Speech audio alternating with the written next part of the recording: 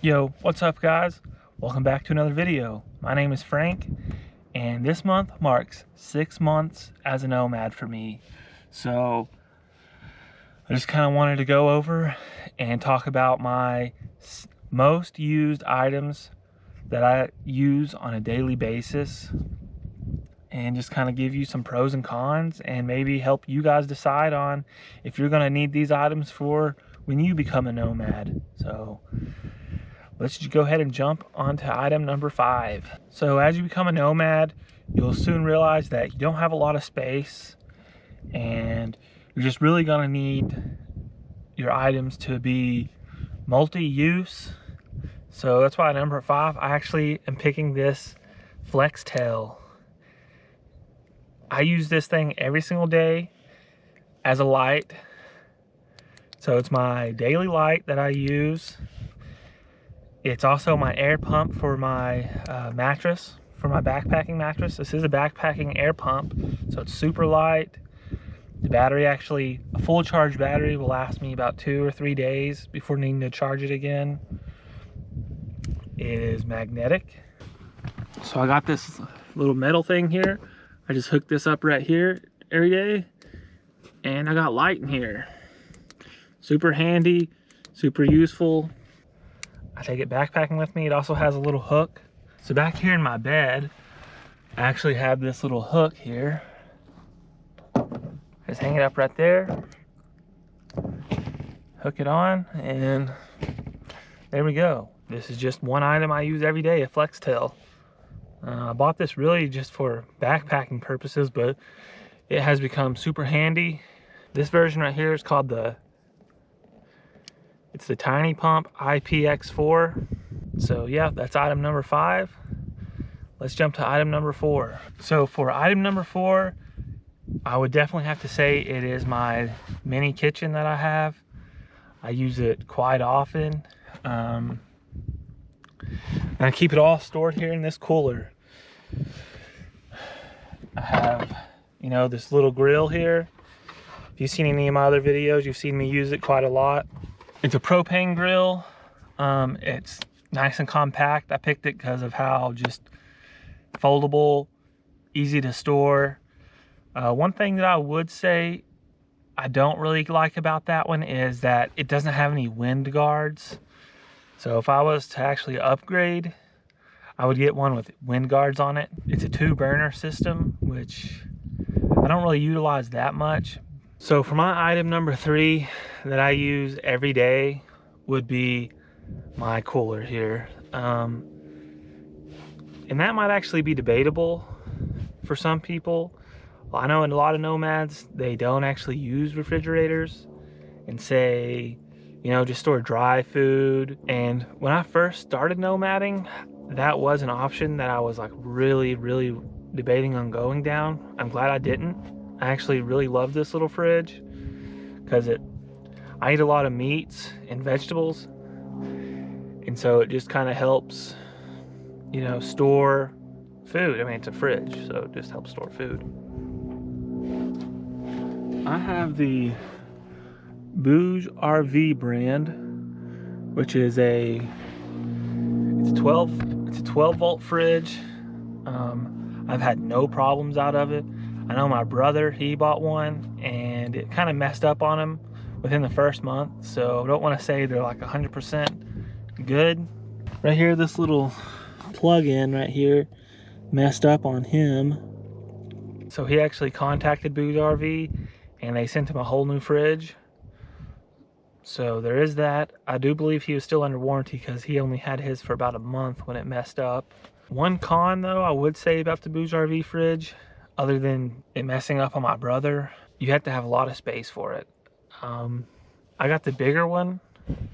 There is a smaller version I could have got, and I kind of maybe should have got the smaller version, but I got the bigger one. I got the case on it just to kind of help it keep its coolness longer. That's something that I use every single day. I would recommend getting one if you like to have fresh food. Granted, you can keep like vegetables and fruit out of a fridge and still have fresh food, but you just gotta like eat them a lot faster. Okay, so for my number 2 most used item out here on the road, I would pick my Blue Eddy. I have the AC 180. And so basically, if you're gonna live out here on the road and you're gonna need electricity, definitely get yourself a Blue Eddy. I have the solar panels and I actually have the car charger hookup. So I rarely ever need to just charge it at like a park or a bank or a hotel, which I do use sometimes, but that's only whenever it's like cloudy for 4 or 5 days in a row, or if I'm using my laptop and uploading like a YouTube video, it'll just like use so much energy. It's insane the amount of energy a laptop will use. On full charge, that will last me about a week depending on if it's hot outside, because really the main thing that I use it for is to keep my fridge nice and cool. This thing pulls the most energy, but if it's cold outside, it actually doesn't pull out nearly as much, and it'll last me almost twice as long. As I was staying in the desert and it was hot all day and it was hot at night, I could easily go through a full charge battery in 2 days, possibly a day and a half. And especially if I'm like opening it up and getting cold waters out of it constantly because of how hot I am, it really can drain the battery pretty big time. But I would still recommend getting one. I personally would say get the solar panels unless you have another way to keep it charged. Like my brother has a Blue Eddy, but he drives a Prius, so he can actually run his car all the time.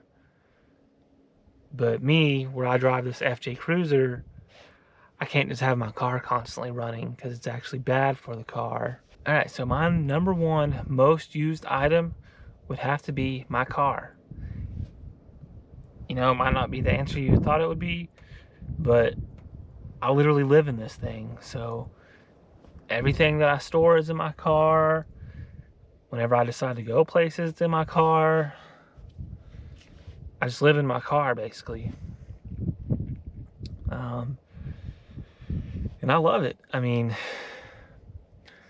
I drive the FJ Cruiser, and I basically go, you know, I can almost go anywhere. I've gone on like 4-wheeler trails in this thing. And, you know, I've been up some really, really sketchy roads in this thing, and it is a monster. It takes me anywhere that I want to go, basically. One con, though, I would say about having an FJ Cruiser is this thing just drinks gas like no other. I have to put probably $20 in gas in it every 100 miles or so. So